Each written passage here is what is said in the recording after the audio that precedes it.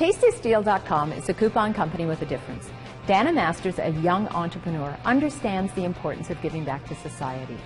A portion of her profits from each deal is given to a local charity. Welcome to Idea to Delivery, Dana. Thank you. Look forward to working with you as we follow you through this series where we're helping entrepreneurs understand what it takes to start a business. So we're all excited to find out about you and your business, and can you tell me a little bit about it? So Tasty Steel is a website similar to the Daily Deal websites, where it's offering one big discount each day, but we're focusing only on one industry, the food and beverage industry. So you sort of know what you're going to get instead of from this to that. It's focused on one industry, and on top of that we're working with charities where portions from each deal sold will go to local charities. So it's sort of a neat way for people to be able to give back while they're getting a saving, giving awareness and funds for local charities. So have you been testing the market at all? A little bit, yeah. We've been sort of calling around, seeing what restaurants are thinking about it. Charities are very interested in it. Had a good response so far. I mean, we still need to continue with market research at this point, but it seems to be looking good so far. So, when you say food and beverage, now, what do you mean? The food, obviously, I get, okay, but are you talking, when you're doing the beverage, is that like wine pubs, boards, it could be coffee? Yeah, it could be anything food and beverage related. It could be even, winemaking, catering, restaurants. So pretty wide variety, but still focused on one industry. Have you done any market research on it yet to see how it's going to be received? We've made some calls and asked to, talk to some charities. They're very interested, very keen. I mean, they get to raise money and awareness for them, and it's also, people aren't just donating; they're getting something back in return. So it's been a good response. We could always obviously need to do more and continue with the research as we progress, but it's been a good response so far. When you say it's local charities, just a thought I had is, you've got these restaurants that are chains across Canada. Yeah. Do you ever think of trying to maybe just do a deal for every city that one of those is in, that each of them gets the charity, the same charity?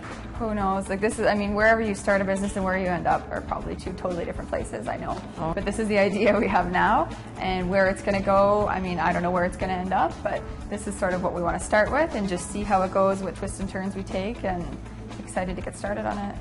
Hi there, I'm just calling. I'm actually on your website here, and I had a couple of questions for you.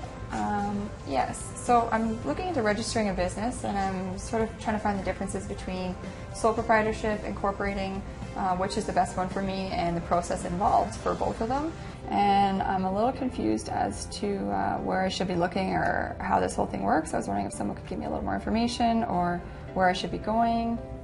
And I mean, I see you have them all listed out, but I'm looking for sort of more information on what exactly is involved in each step, which one would suit better for me, what the differences between doing it online, not doing it online, federal, provincial. I see the nuance search. Do you have to do that beforehand? I just find it really confusing, and I'm wondering if I can get a little more information on it or someone I could talk to. Well, mainly just, if I incorporate, how do I incorporate? If I, want to be a sole proprietor, how do I do that? I mean, I see the general differences, like I get that, but it's more which one's best for my business and, how I would go about doing that, which is best, should I incorporate online? Should I go to a lawyer to do that? Because I know I want to make sure I get it done right the first time. And there is no substitute for doing research yourself to discover how easy or difficult any business activity might be. How did the research go on business ownership? Frustrating. Yeah. I mean, you have the information on the website what the differences are, but how it applies to me, what I should do, that's where I'm like, I have no idea what to do right now. So you're looking at sole proprietor, partnership, and incorporation. Yeah, and I've looked at the differences. I mean, I know the differences, but what's best for me at this point, that's a whole other story. And I've tried calling. It's like running in circles on the phone. Look on the website. I look on the website. It's not giving me the answers I need. I want to know more how it applies to me and what would the next step be for my business? What problems would I run into? How the costs involved in both? I don't really want to do it and then have to backtrack and do it all over again. So that's sort of the problems right now that I'm seeing.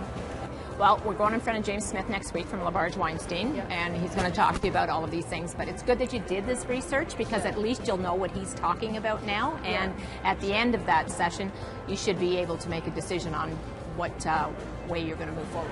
I hope so.